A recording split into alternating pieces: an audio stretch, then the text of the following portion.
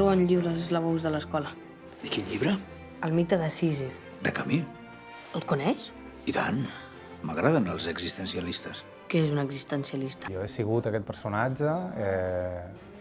Crec que tothom es fa aquestes preguntes i l'adolescència és una mica l'etapa on et preguntes això i on mires al món i intentes entendre i trobar-li algun sentit.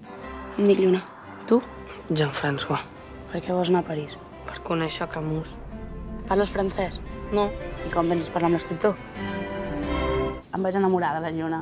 Es va tornar molt màgica, es va tornar una noia que també... La veus molt rebel, però també pateix molt i estima, i és una noia que té molts colors que no havies vist al principi. Mare, que guapa. Jean-François!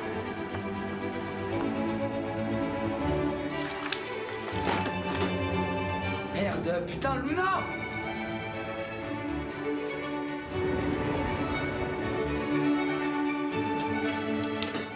És una nena estranya que mostra com dues personalitats, en Jean-François i el Francesc.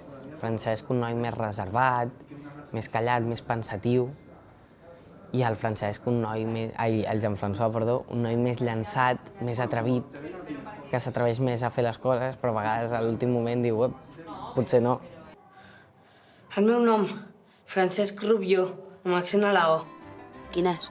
El sentit de la vida, quin és? La iniciativa em sembla fantàstica perquè, clar, jo soc de Barcelona, jo estic acostumat a que aquí, si vols veure una pel·lícula, la pots veure i si no la pots veure és que no es pot veure enlloc.